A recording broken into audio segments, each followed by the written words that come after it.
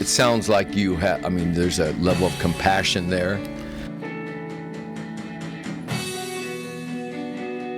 Your genuine presence is really the key.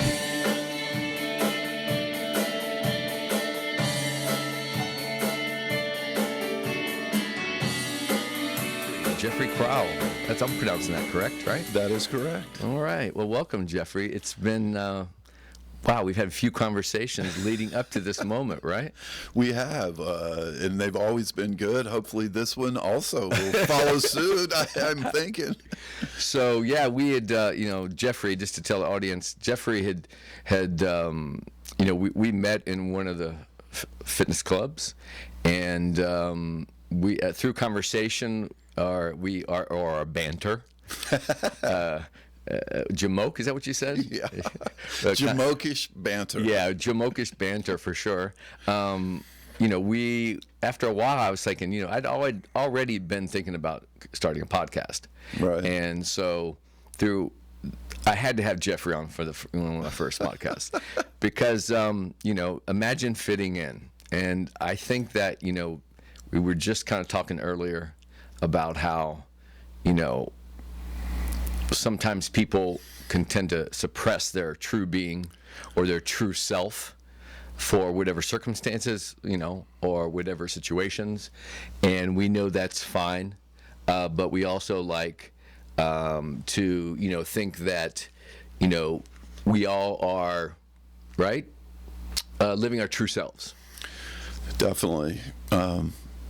Yeah, one of the things I was thinking about lately is like too many people I've run into lately, like I don't know if they see their true worth or their value. I hope they do, but I meet a lot of people that are settling for scraps off the table, and I'm like, wouldn't you like to just get up to the table, rightfully so, and enjoy the banquet and not wait for me or whomever to drop a chicken bone off the table on the side? And I just, the more I talk to people, the more I'm around them,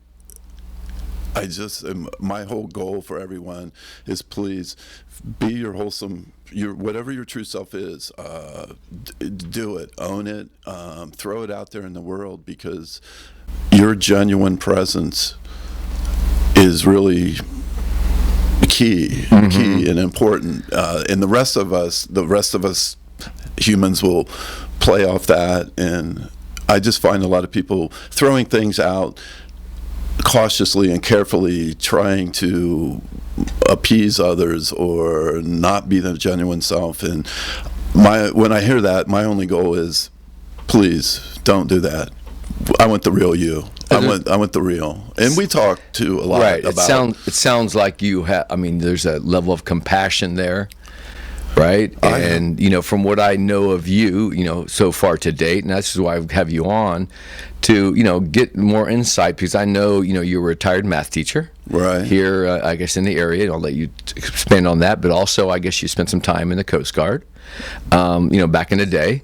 So, again, imagine fitting in. This whole podcast is about, highlighting Daytonians, and I'll be having other guests from across the country and hopefully around the world, just talking about how mentors, this is the main thing, mentors. If, some people don't even realize at times that they're being mentored, or this bits of advice, and then most people, if I ask you that straight out question, it was one person, whatever time in your life, that you really remember that you're still either in touch with, compassionate about the just really enjoying those memories and realizing how much it helped you. And again, so when you let's start a little bit more about like where you grew up. Where did you go to school, and what was that like? Actually grew up in East Dayton. I was born up north. My parents were from Covington, Ohio, which is just a little town 30 miles north of here. We went to a Catholic grade school, St. Anthony in Dayton. Ended up going to CJ, Chaminade Julienne in Dayton. And my mother's gonna love you because yeah, that's she where did. she went. To Julienne. She told me earlier, and Okay. it was fun to talk about for sure. I don't know what a normal upbringing supposedly is. I don't have any idea what normal anything is, to be honest. But I had a younger brother we were actually Irish twins, as they call it. He was born May 5th, Wow. a year after me. I was born May 7th. And again, I don't understand back in the day, parents, boom, boom. I don't know if they didn't think they had enough time to have kids. So they were just like, slamming it on. So 4 kids, real tight, and close together. And my mom and dad were only 19 when they had me. So... when You're the oldest of how many? I'm the oldest of 4. Okay. And when, the older I got, when I finally got married and had kids, like as a kid, I thought they were older, but now I could, as I grew up, I see what 19 is. Like they're kids. They are kids having kids. Yeah. And not just one, but let's go ahead and pop some out. Which kind of is how it was done, more sure. so back in the day.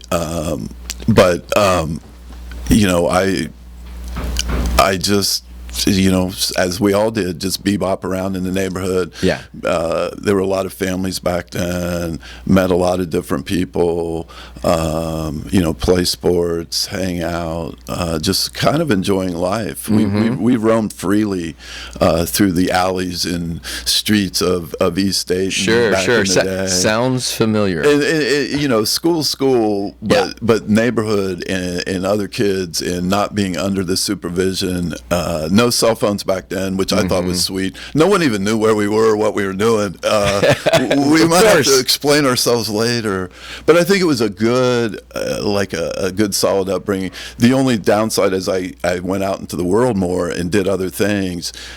You learn that not everything is your little initial group. Everyone was like me. There were big families. Was it groups, peer? Yeah. The peer pressure where you kind of slid into at times. Right. How that changes. It does, right? And we're exposed to what we're exposed to as a kid. You have no choice what family you're in, what neighborhood you live in. I mean, my mom and dad were doing all that, but I did learn. You mentioned the Coast Guard. I did do that when I was 20 to 24. But getting out of Dayton, I love Dayton, love the upbringing I had. And as I matured and saw the world as a bigger, different place with a lot of unique individuals in it, that was kind of refreshing for me. I find more in common with people everywhere than I did not. I don't care if it's, race, background, religion.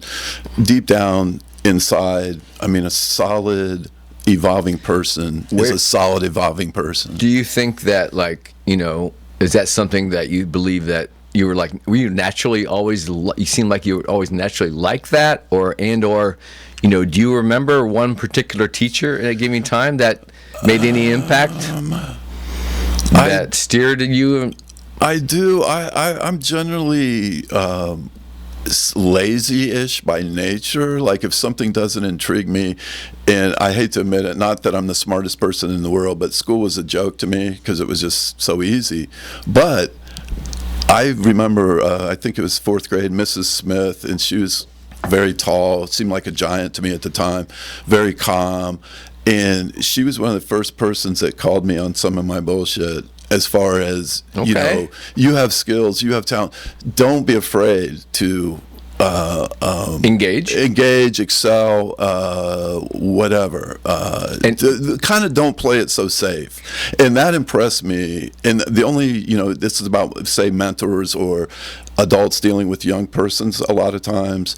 That kind of got me interested in teaching. Like, I think kids and children are way more wholesome and solid citizens than most adults, just for me. Well, they haven't been corrupted. They haven't been institutionalized yet, and I love that. But her pushing me, and there was a new program, a UD. Like, there were no honors classes back in the day, but I remember myself, Joel Oligas, another person that lived down the street, and two girls, I can't remember their name, but they ended up sending us to UD twice a week as a enhancement, a different kind of exposure.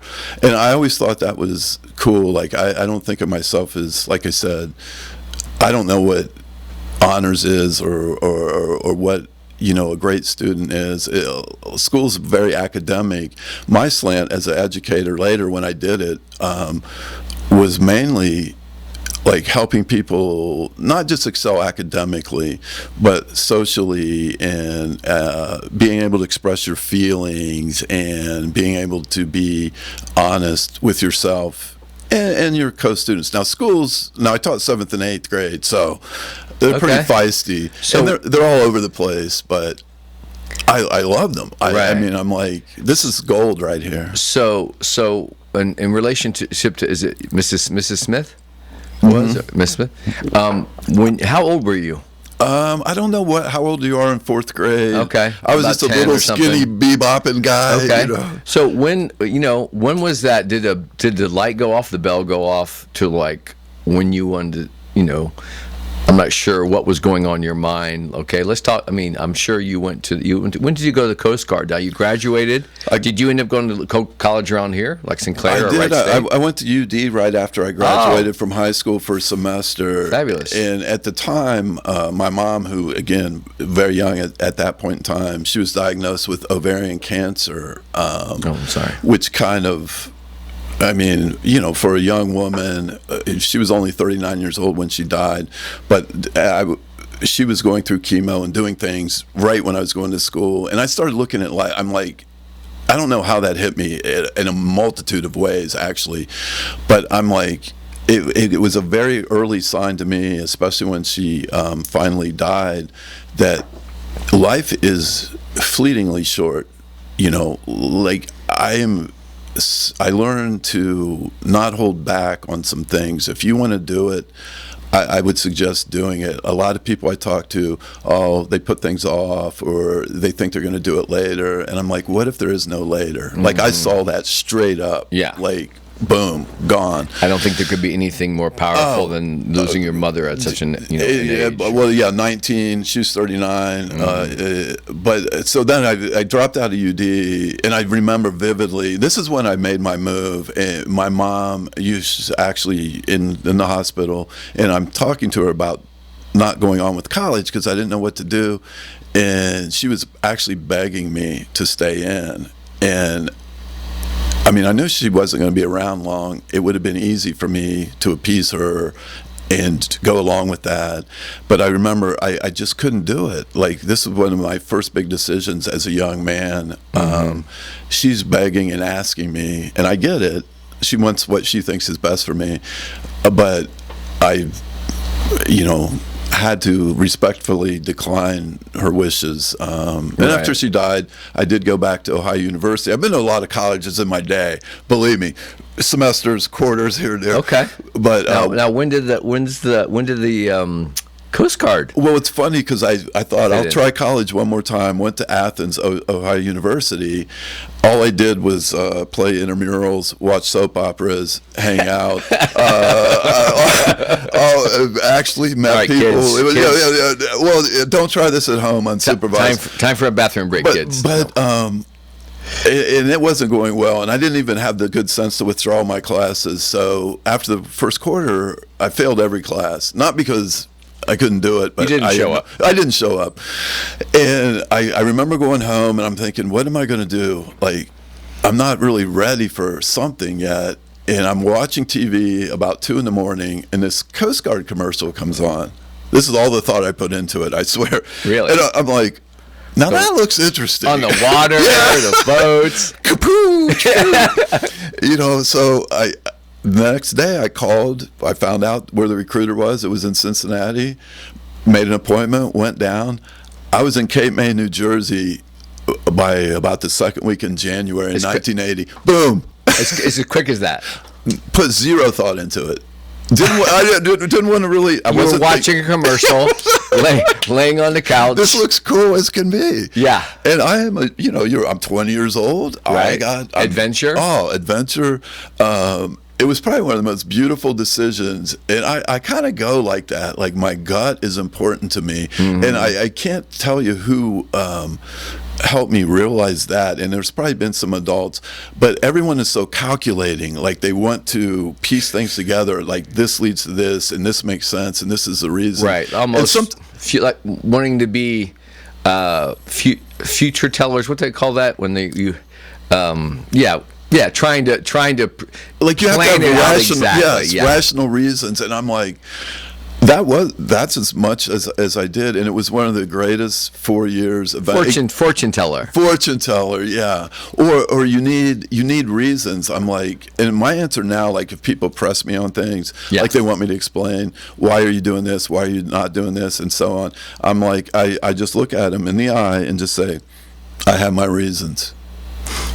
Okay. Now, I might not be able to explain it. Yeah. And if they keep pressing me, that's just it. And I love that for me. And I don't want to carry over myself to the world, but I think that's why we have you here today. Well, but we need more whimsical decisions. We need, I don't think people are taught or encouraged to trust their gut as much as they should these days. And I'm talking about young students too, getting indoctrinated and learning how to perform and learning what people want and then doing it. I'm more of an encourager of, that looks good on paper. If that makes you happy, I'm good for you. But you might need to just drop some of that and go out and have a little adventure, whatever that is to the individual. So maybe, like the whole thing of that unpredictability of life. Yes. The Coast Guard, those waves are going to be different. Yeah. Those waves are going to surely be different every day. Oh, and yes, surely. It sounds, you're similar. You're very much like, this is why I have Jeffrey on the podcast, is because we're similar in a lot of ways, because as he was explaining how, when people, question something on his actions and his realm that he puts his mindset in and kind of runs with, and that changes as we get older and as we go through experiences in life. But it's like the desire almost becomes, when you get past a certain point, I've found that I'm like, okay, I'm not stressed out about what I'm doing. I'm not stressed out about trying to explain myself to anyone who might look at me sideways. You own it, and you're confident. Exactly. Yeah. And then I'm even more confident talking about why I am the way I am, and I've learned to accept that and celebrate that every day. And as you said, you mentioned you lost your mom at an early age. That's tough. I've had a few people, obviously my father, my sister, and a nephew, just a recent past, just very recently. And life is fleeting. Yes. And, this was a big inspiration when my father died back in 2000. I'm just going to get a little, because a lot of people don't know my story yet. Now, as I'm launching this podcast, you're going to learn more and more about myself. But my father's two phrases that he left me with was, enjoy yourself and don't let the bastards get you down. Dude, that's funny you mention that, because my dad had a football coach when he was in high school, and on his wall he had that saying right above his desk: don't let the bastards get you, because they will wear at you, and they will make you sometimes question yourself in your path.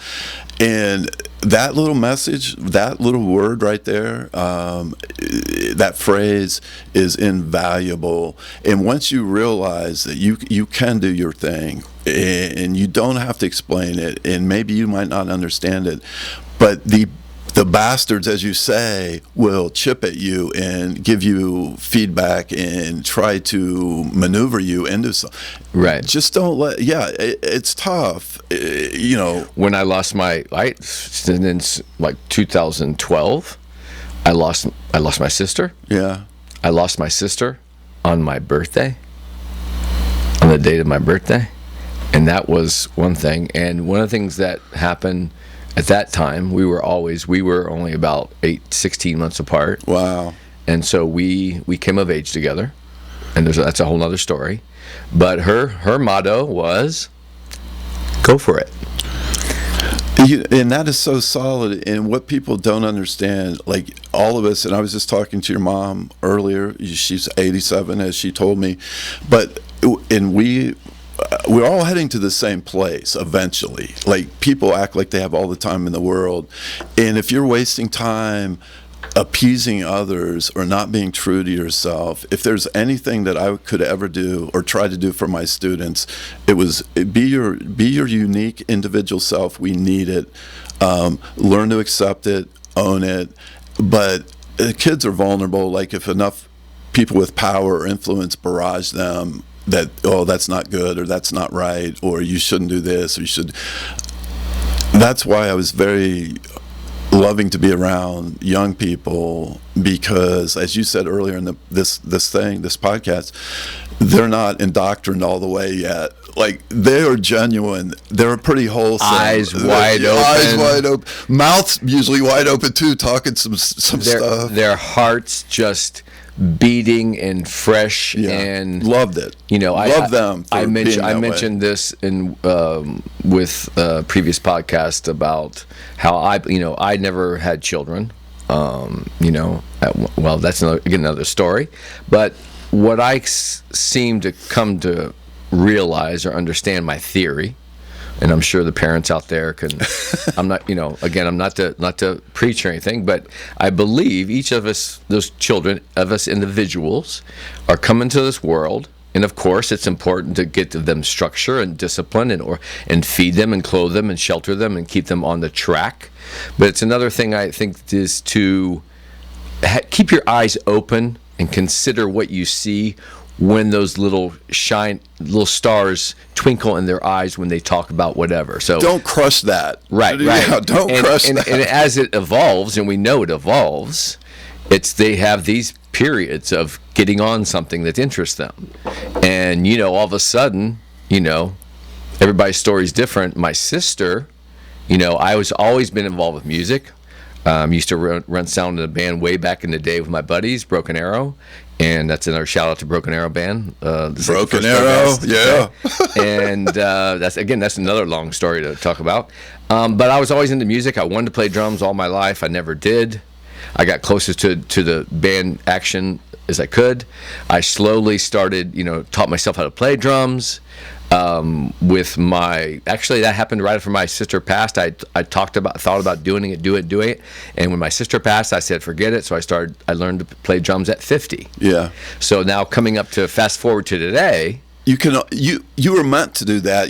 I don't care how long you delay that. Exactly. That's in you. It's going to come out when you let it. Like 50 doesn't matter. I feel like the steps I walk on the earth while I'm doing this thing that I put off for so long is taking me back and keeping me at that 13-year-old or 14-year-old energy.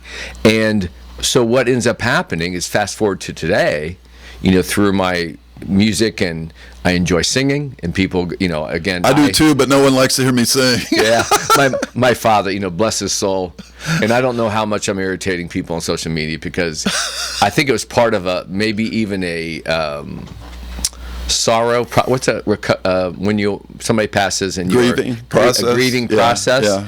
Yeah. And I sang to my father. I used to remember like looking up at my microphone and singing, and it felt such like good to like radiate energy out and shout it out. Yeah. And let that energy turn. And I'd always imagine looking at the microphone, looking up and singing to him when I first lost him. Well, then my sister passed, and I thought, I'm going to do these drum things. So I've been singing and attempting to play drums over these years. And then it got to a point when I realize I'm talking, and I realize like my spoken word in my background as the balance professor, Right. In fitness. Again, another long story, but that being said, I just love people, and I'm compassionate about interacting with people. I'm with you on that, 100%. And I was thinking about doing a podcast for a while. Yeah. We talked about it a year ago. Yeah. Oh, yeah. Yeah. And it trailed around my head, and I realized, like, my father, God bless him, he was very artistic. He did what he had to and worked out the space program. Another great story. But he turned me on to all forms of mediums of the art scene, and I have touched on them all, and I enjoy some of them. Right. Well, I come to understand that my dad was really a writer. Yeah. In the words, and he was always great with people. So I come to finally realize, like, hey, I love people. Yeah. I was mentored. Many mentors in my life, which is a blessing, which makes me the person I am today and where my helping me through. And this is why I started Imagine Fitting In, because I'm concerned, or I feel the need to pass it forward. It's important. Yes. Yes. And between social media and the kids, I see it every day. I work. I'll see it. I call them a kid now. Yeah. They're 30-some years old, and they're walking like they're 87 because either through inactivity and this postural dysfunction. So that's where all my passion goes. I've had all crazy kind of experiences all across the country, around the world with that, and it's very empowering to me. But that being said, right? Let's get back to why I'm having people like yourself. Well, what during the Coast Guard? How long were you in the Coast Guard? And what was that like? And then how'd you have that next step go to becoming an educator? What it was like was truly adventurous. I felt like almost like a pirate. Like I don't know how to describe it, but you're on the water, which is nice. The vessels in the Coast Guard, when I first get stationed, you're a seaman, you don't have any training yet. You spend a year on a boat, and we just cruised the Gulf of Mexico. Boarded everyone in sight. That sounds tough. Yeah, people pay good money to cruise the Gulf of Mexico. I was making, but in meeting people like from Alabama, from Maine, from all these different states, it was like a little melting pot. Yeah. Not always great people, I wouldn't say, but interesting people for sure. Then you go to school. I became a hospital corpsman, medical person, search and rescue. My last 2 years was at a helicopter station in Houston, Texas area near NASA, and you get these jamokes that go out in boats, and a lot of them don't know what they're doing or what. I learned one thing. I've never seen a happier, more grateful person than someone in distress, and here comes the Coast Guard helicopter flying in. It just was surreal at times. Now, I don't think I could do it now because I have more of a sense of, I wouldn't say I'm less daring. I'm plenty daring, but as you age in my body and some of the stuff that you have to do. So were you in the chopper? Yes. Oh my gosh. Okay, yes. I'm just going to make a little note here, like this little asterisk, because soon I'm hoping to have my first cousin on the podcast. He's a helicopter pilot. Okay, see, that's great. I'm sure. I could just imagine, right, when you see that, right? You see that reaction of somebody being taken aback, or like, oh my gosh, I'm so glad you're back. You're here.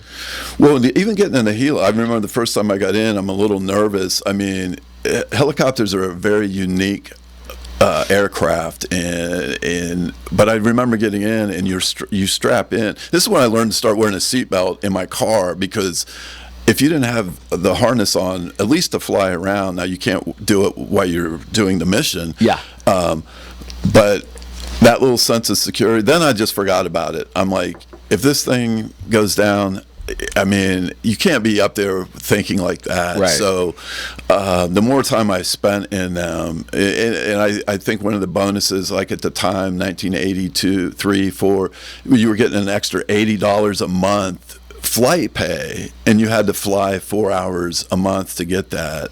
So there's always training. So even if you weren't doing a mission, you were in that plane or in that helicopter. Do you know that's probably a teenager's typical American teenager's allowance for the month or week today? Well, and again, I told you how much thought I put into doing it. And this is why I don't want people to get too bogged down, and young people especially. Don't judge a unique point in time. Like, I am a firm believer in things piecing together. Like, it's all good. Even when my mom died, of course, that's dramatic.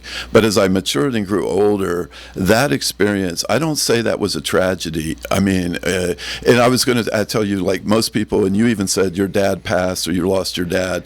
Most people's verbiage is like that when they talk about death.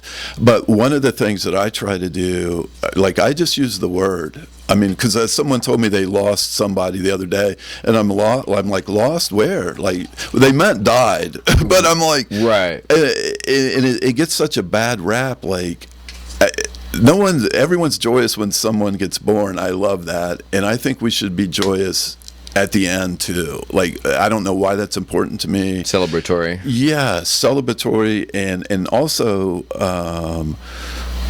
You know, not being too judgmental. Like, I couldn't piece my life together by choice. I'm not smart enough, but I love the way it has bebopped around. Certain things have happened to me that I had zero control of, which I had to deal with. But I think a lot of people that I know, they have a this is good and this is bad list. And I'm like, it's all good. It's all good. Now, some is a little harsher, right, to deal with. You're talking about the essence of polarity in our lives. Yes. And you can't really, right, without the peaks, yes. without the valleys, you cannot really truly appreciate the peaks. And to understand that momentum of that terrain is unknown. It's beautiful if you let it unfold. Right, exactly. And don't overreact. And that, as an educator, being a math teacher, you know, I taught math. That's the subject. But I had free reign. Now, I hope not, if any of my former students and or their parents hear this, I don't know what they thought about having me as an educator, but it doesn't really matter. Right. But my goal was, I am behind these students. I don't want them, I want them to stay free and unweird, and we only have so much time. The Coast Guard, all I did was bide 4 years in an adventurous way for no really particular reason. Now, can you share with us any kind of exciting, adventurous, on the high seas or in the air helicopter story that you can recall? Does anything stand out? One of the good ones, one of the most interesting ones to me was there's at our hangar, an alarm goes off. Someone calls in and we scramble. And where are you located right now? It was called Ellington Air Force Base. It's in Texas, but it was a Coast Guard place then, kind of near NASA, south of Texas, right on Galveston Bay area. So we get the call, and it's weird because Texas is hot, but it must have been springish. The water temperature's low, so you have to wear a wetsuit. So I remember, and the call came in, the shrimper had lost his arm in a winch. Oh my gosh. Traumatic amputation. And this was one of my first big ones. Like, I'm hyped. We got stuff, we're flying there, but we're having to wear this wetsuit. It's like 95 degrees in the air, and I'm sweating bullets, and I'm this and that. So we fly along with your nerves. Oh, I will tell you. Oh dude. my I will tell you, dude. My stomach is getting queasy just visualizing that. Well, go ahead. So we get on scene, and they have the arm, and I had talked to them. We communicated to them, and it's a shrimp boat, so they have ice. So they wrap the arm in a towel, and then put it in a bag of ice. So, you know, the first thing that comes up, like we lower the hoist, and the first thing comes up, it's not the dude. Oh my goodness! It's this bag. It's a bag with the arm in it. And so I grab it. Oh my God! And I feel it, and I'm like, this is crazy. And I thought, I didn't know what kind of shape this gentleman would be in. Right. But in a traumatic amputation, it was ripped off. It wasn't cut. So really, your arteries seal up. It sort of self-seals, believe it or not. Wow. Versus like being hacked or cut. Right. So this old grizzly shrimper, he finally comes up, and it's. Is he one of those laying down one of those winches? We brought him up in a basket. Right, basket. And he's probably only 30, but he looked like he's 8. Shrimping life is hard. Life on the sea is hard. You're 20 and he's 30 and he looks like an old man. so I got my kit. I got this. I'm going to start an IV on him. Well, starting an IV in a helicopter is no joke, and I didn't have a lot of experience. So anyway, he's got one good arm. He's laying down. I'm trying to start this IV, and I obviously see it's not in because he's got a big edema spot. I meet eyes with him. I try it again. I missed again. We're flying toward the hospital as we're doing this, and I could tell by his eyes. I tried it one more time. It didn't work. I just couldn't get it in his vein, and I was missing. And I'm like, I remember thinking, dude, he's only got one good arm, and here I am, missing. You're missing a jab. So there's a thing called mask pants, which you put on, and it's from the waist down, and you can inflate them. So if someone's in shock, or could be, it just forces all the blood up into your torso and your head, where you need it. Yeah. So I put those on, and so on and so forth, and we drop him off. What a first lesson. Oh, my gosh. Well, later, they reattached his arm. This was the University of Texas, or one of the big hospitals down there, and there was a nice article about it, but I never saw him or talked to him after that. And we flew Sikorsky helicopters, which is the brand, the name. And if you do a life-saving mission in a Sikorsky, this one tattoo that I have, that's the Sikorsky. And they give you a plaque, and it says Jeffrey Chrowl for being part of a life-saving mission, which is, it's just a piece of paper. It looks cool, I guess. But I've had people on the street, not many people recognize the Sikorsky symbol, but I had a guy, he was out at the base, and he's like, dude, he came up and he goes, is that? I'm like, yeah, and we had a nice chat. Oh, interesting. That was one of the good ones. And then picking up, unfortunately, dead bodies. Some people obviously don't make it, and it's not a rescue anymore. Right, it's recovery. what it is. But as a young 22, 23, 24-year-old, I thought I was like king of the world, Fly. You were both on the water and in flying for a while? Yeah, on the water for a year in a cutter. And that was mostly boardings and doing drug intervention, which I don't think we slowed the tide of drugs entering the United States at the time. Right. But we might do a revisit of a podcast, and we can talk more in depth about those days. It'd be interesting. But I always knew I wanted to be an educator. And when I was young and went to UD, people in my family didn't think that was a worthy occupation. And you said they steered me against it. You said you always wanted to be an educator? Once I was in school, I was always amazed at I loved the schedule, one thing, but I was always amazed how one adult can maneuver 20 students and keep it going. Now, how old were you when you realized that? I was probably in 7th and 8th grade when I thought I could do this. Coming of age. Yes, I would love to do this. You had definitely had an awareness and an intellect at that point. That's above average because, Well, yeah, maybe so. I hope so. But then not being encouraged to do it, I kind of dropped it. But it's like you said with drums. I ended up getting a degree in psychology, a bachelor's to do nothing with. I ended up taking that to Mount St. Joe's in Cincinnati, and they have a teacher accreditation. So instead of doing it smartly like a single college student, now I'm married with 2 kids, and I'm taking classes from 4 to like 8 at night. But I wasn't going to be denied that. It reminds me of your drums. Like that's in you. Whether it comes to fruition right away or at 30 or 50 or whatever. Process. And my wife at the time, she was an occupational therapist and was set in her career. So that enabled me, to be able to, which I'm forever grateful to her for that. And all of a sudden I got a teaching certificate. I'm out interviewing for jobs. And being a man in elementary or middle school, there's a lot of women in that thing. Sure. So if you have any sense at all as a man, you could get a job. Now, it doesn't mean you're going to be good at it or keep it. Right. But you can get them. Right. But it And I think back, like, now that I'm 65 and how things pieced, I could not make it up. Like, I couldn't, everything was important. Every single experience was important. And once I realized that, that's why I don't diagnose single events anymore. Like, yes, it could be challenging, it could be hard, it could be traumatic, so to speak. But to me, that's a learning lesson that I obviously need. It's an experience. It's an endeavor. Yes, and it's not the end of me. Right. It's something I needed to acquire to move on and make more sense of myself and Character others builder. around me. Yes. And I try to be very non-judgmental with myself and others, and with my students too. Like, that was gold to them. We trust each other. I understand the traumas of, ups and downs and self-doubt. And as an educator, my only real goal, anyone can teach math, but accepting people for where they are. And I joke about this to people. I think all we really want is to be, honestly, in life, is to be loved and accepted for who we truly are. Like, you don't have to put on the disguise. You don't have to. But we learn that not everyone accepts it.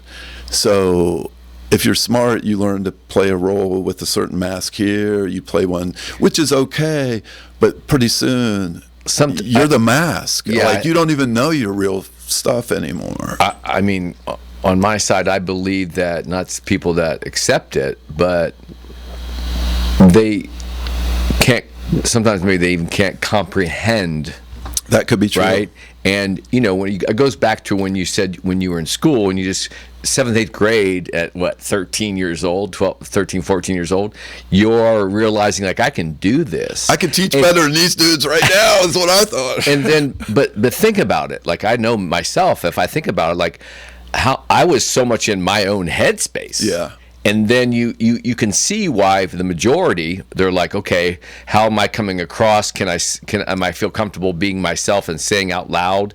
And then, those kind of can affect, either you say stuff like that or not. That can affect what peer groups you end up floating with. Right. Or being, a solo person, like very, isolated type person. And sometimes the masses, right? Yeah. The masses. So let's go back when you were, I asked you about your Coast Guard experiences. Tell us anything that stands out, like one particular student. You don't have to say particular names, or things that went on at school where you feel like you were peaking. Was there a moment where, like, your teaching career was like just peaking, or what kind of memories do you have there?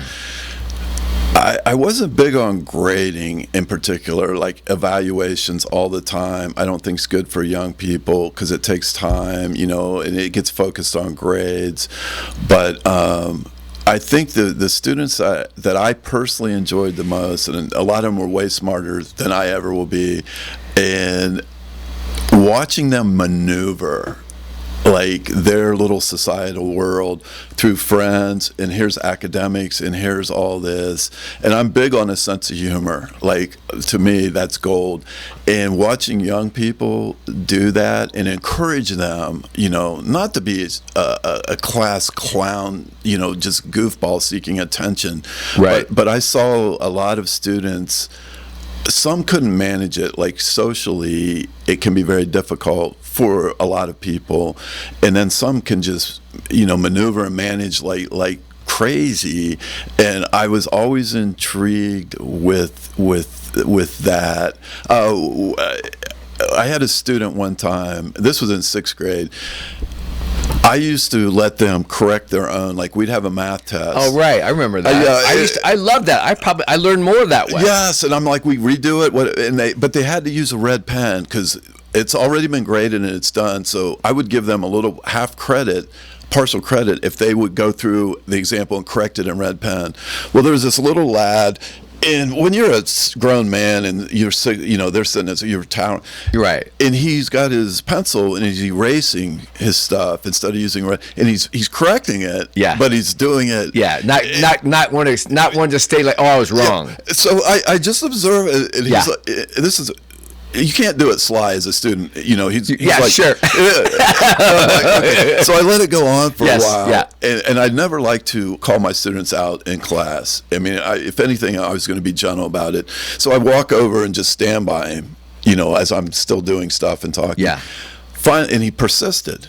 So I was like, I forget his name, to be unknown, but Yeah. I asked him to come out to the hallway for a minute. Oh. And I just quietly, well, yeah, Yeah, but I yeah. mean, and I'm just quietly, Respectful. I go, and I asked him, I told him, and he's denying it. I'm like, dude, I'm not asking you, I saw it. He's like, no. And okay, so I'm like, all right, parent-teacher conferences were coming up in a week. And he did this twice. This was not one, this had happened twice. So I told him, again, I'll just call him a lad. You either bring this, you go home and tell your parents about this, or I'm bringing it up at parent-teacher conferences. And he's like, oh, okay, Mr. Chrowl, yeah. So it's time, and it's him and his mom, because the student came to these conferences. That's not always the case, but I love it. It's like 7th grade? This was 6th grade. 6th grade. So every teacher's there, all his teachers. I'm just sitting there waiting for him. And I look him in the eye, he looks at me, and I knew damn well he didn't tell anybody, his mom. And I had the paper on my lap, okay?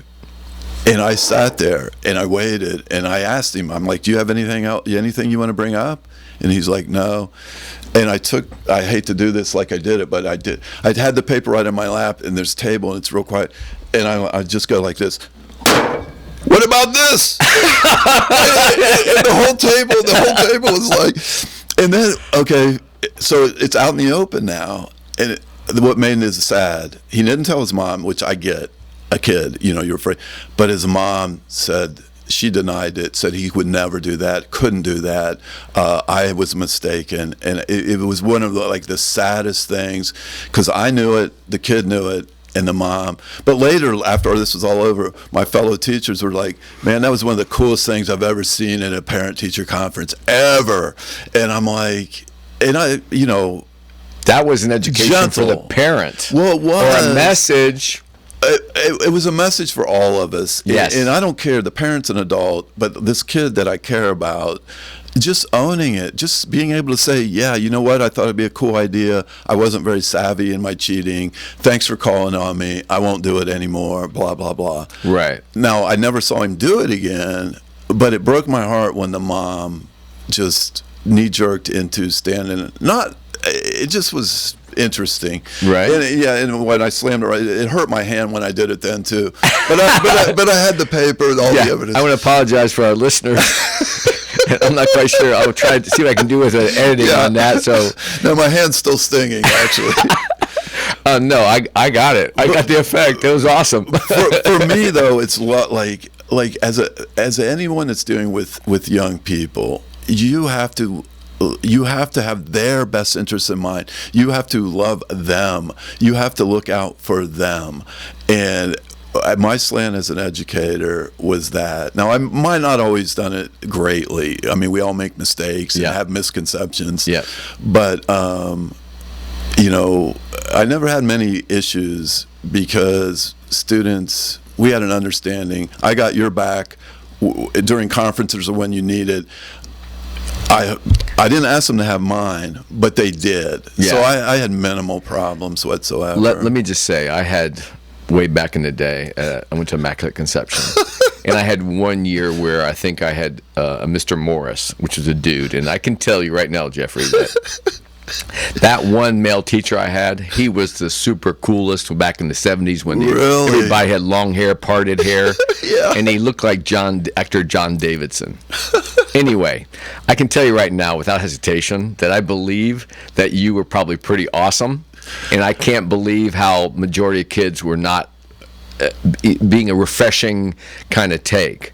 So that is awesome. So thank you for saying that. Thank you for being an educator. You know, I'm basically an educator of adults and children and older people with the work I do. I do a lot. You know, do a lot of work with people in the fitness area and rehab and that stuff, post rehab. But you know, along that lines, you know, tell tell the viewers, listeners, and young people, like, what does your self-care look like in terms of, these days, or how you care for your health, fitness, and what does that look like for you? One of my huge self-cares that it took me a while to develop is the ability to say no to not doing certain things I want to do, like not feeling obligated.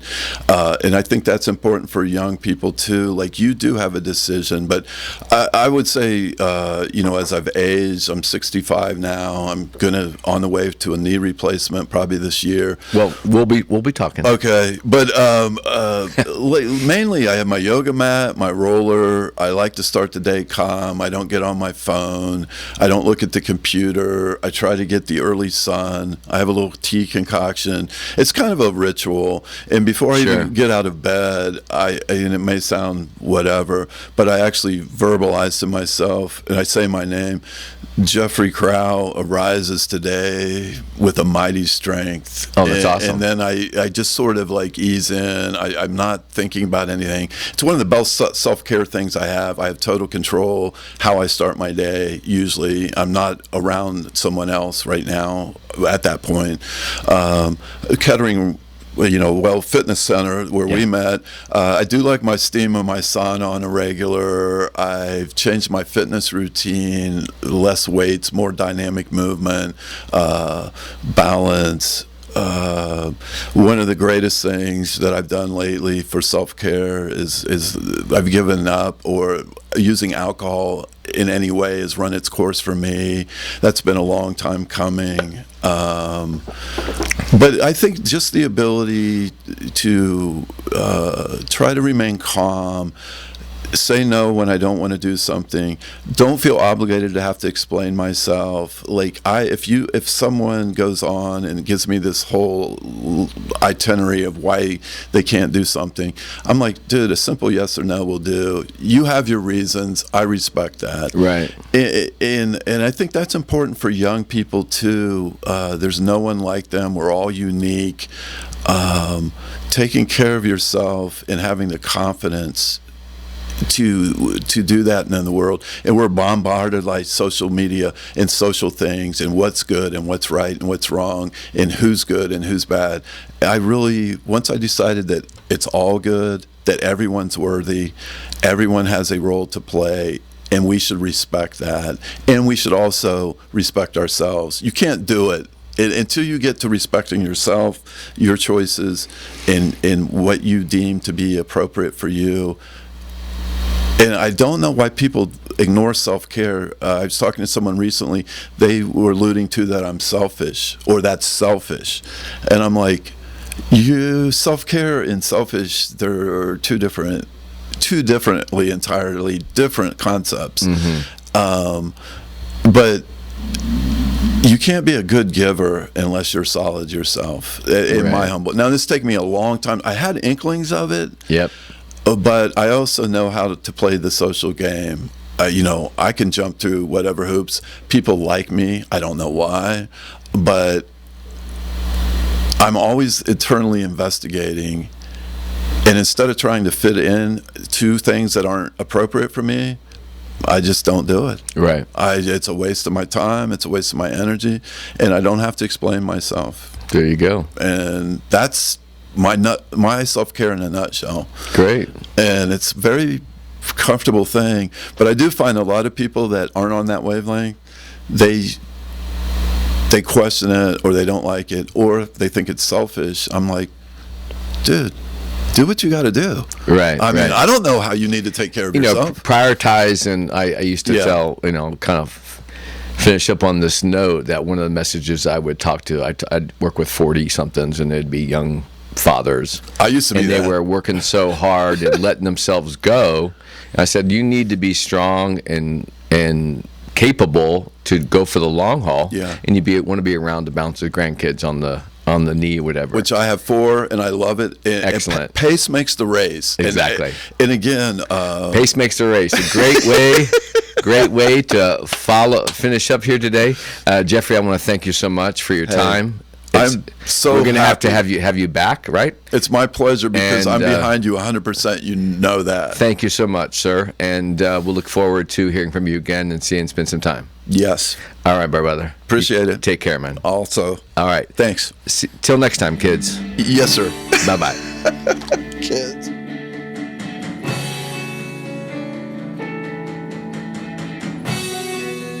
Professor!